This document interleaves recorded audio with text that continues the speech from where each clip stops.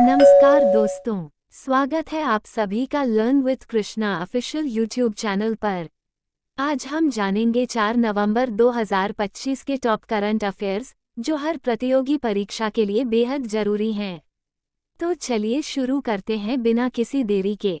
प्रश्न नंबर 1, हाल ही में थोरियम को सफलतापूर्वक यूरेनियम फ्यूल में बदलने वाला विश्व का पहला देश कौन बना है? उत्तर, चीन, चाइना। विस्तृत व्याख्या। दुनिया में थोरियम बहुत है लेकिन इसे सीधे फ्यूल के रूप में इस्तेमाल नहीं किया जा सकता। थोरियम 232 न्यूट्रॉन अवशोषित करने पर यूरेनियम 233 बनता है, जो न्यूक्लियर रिएक्टर में फ्यूल की तरह उपयोग किया जा सकता है।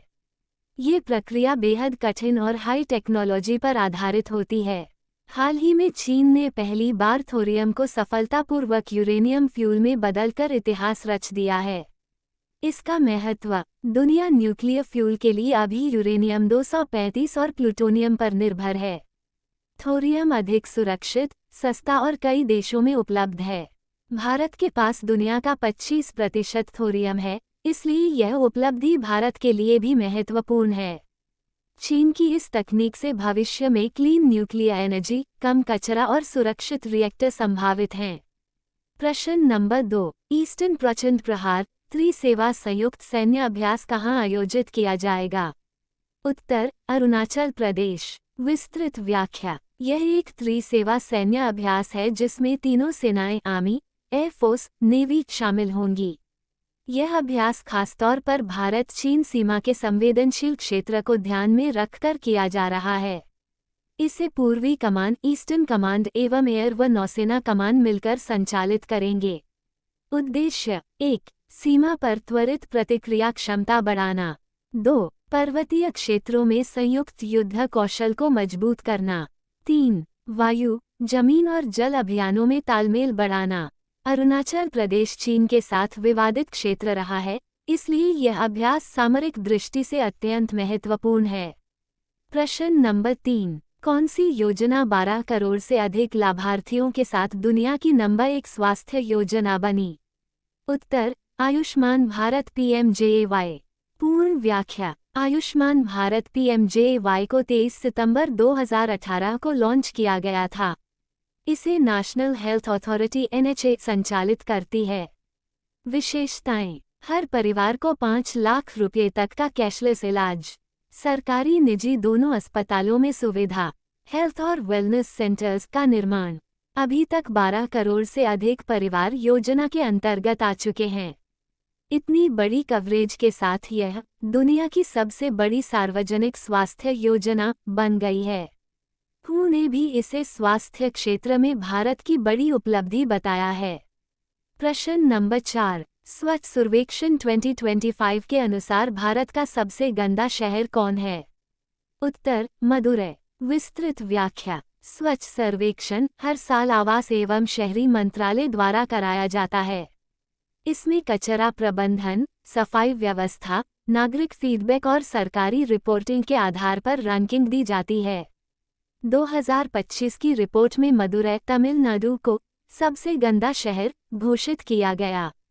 सर्वेक्षण के अनुसार कचरा संग्रहण में गंभीर कमी, डोर टू डोर कचरा उठान लगभग न के बराबर, ड्रेनेज और सीवेज सिस्टम कमजोर, नगर निगम की सतत सफाई व्यवस्था की रैंकिंग भी बेहद खराब पाई गई।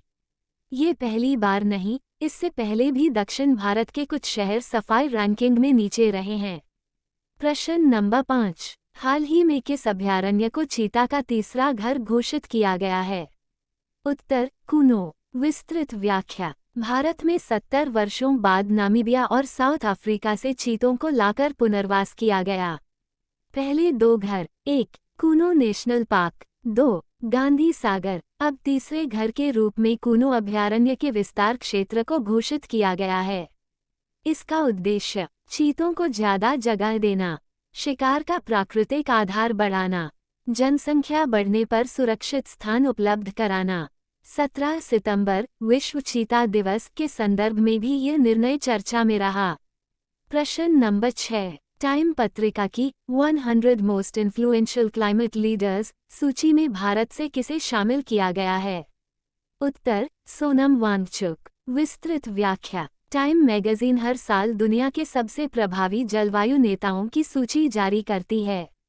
2025 की सूची में भारत से सोनम वांगचुक को शामिल किया गया। वे लद्दाख के प्रसिद्ध पर्यावरणविद, आइस स्टूपर तकनीक के जनक, जल संरक्षण, ग्लेशियर बचाव और सस्टेनेबल डेवलपमेंट के समर्थक। उनके कार्यों का असर, जलवायु परिवर्तन से लड़ाई, ठंडे रेगिस्तानी इलाकों में पानी की उपलब्धता बढ़ी, इसलिए उन्हें दुनिया के शीर्ष 100 जलवायु नेताओं में चुना गया। प्रश्न नंबर 7, भारतीय मानक ब्यूरो बिस के नए महानिदेशक कौन बने? उत्तर, संजय गर्ग। विस्तृत व्याख्या। बिस भारत की राष्ट्रीय मानक निर्धारण संस्था है। इसकी स्थापना 1 जनवरी 1987 को बिस एक्ट 1986 के तहत हुई थी। पहले इसका नाम इंडियन स्टैंडर्ड्स इंस्टीट्यूशन इसी था। स्थापना 1947। संजय गर्ग आईएएस को नया महानिदेशक नियुक्त किया गया है। बिस का कार्य, उत्पादों की गुणवत्ता निर्धारित करना, इसी मार्क जारी करना, उपभोक्ता सुरक्षा सुनिश्चित करना। उनके कार्यभार संभालने से बिस की आधुनिक तकनीक और मानकीकरण प्रक्रिया और तेज होने की उम्मीद है। प्रश्न नंबर 8, विश्व का पहला सफेद आइबेरियन लिंक्स किस देश में देखा गया? उत्तर, स्पेन। विस्तृत व्याख्या। आइबेरियन लिंक्स दुनिया की सबसे दुर्लभ बिल्ली प्रजातियों में से एक है। यह मुख्य रूप से स्पेन और पुर्तगाल में पाई जाती है। हाल ही में स्पेन में पहली बार सफेद आइबेरियन लिंक्स देखा गया। यह एक आनुवंशिक म्यूटेशंस लूसिज्म के कारण सफेद दिखाई देता है। ये खोज महत्वपूर्ण है क्योंकि यह प्रजाति एंडेंजर्ड की श्रेणी में है। इससे संरक्षण प्रयासों में तेजी आएगी। प्रश्न नंबर 9, शिक्षा मंत्रालय ने AI और कॉम्प्यूटेशनल थिंकिंग को किस कक्षा से अनिवार्य करने की घोषणा की है?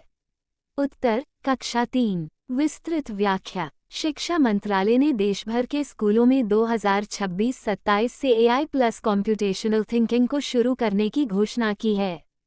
कक्षा 3 से विद्यार्थियों को आर्टिफिशियल इंटेलिजेंस की मूल समझ, coding, logical thinking, problem solving, robotics के आधार पढ़ाए जाएंगे।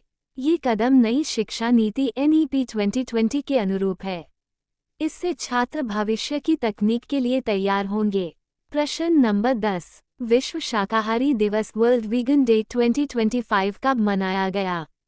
उत्तर, 1 नवंबर। विस्तृत व्याख्या। वर्ल्ड वीगन डे हर वर्ष 1 नवंबर को मनाया जाता है। इसका उद्देश्य पौधा आधारित भोजन को बढ़ावा देना, पशु संरक्षण, पर्यावरण संरक्षण। 31 अक्टूबर वर्ल्ड सिटीज डे, इसलिए इस वर्ष भी वर्ल्ड वीगन डे 1 नवंबर को ही मनाया गया। तो दोस्तों, ये थे 4 नवंबर 2025 के सबसे महत्वपूर्ण करंट अफेयर्स प्रश्न और उनके विस्तृत उत्तर। अगर आपको वीडियो पसंद आया हो तो इसे लाइक करें, अपने दोस्तों के साथ शेयर करें और learn with Krishna official channel को सब्सक्राइब ज़रूर करें। मिलते हैं अगले वीडियो में, तब तक पढ़ते रहिए, आगे बढ़ते रहिए।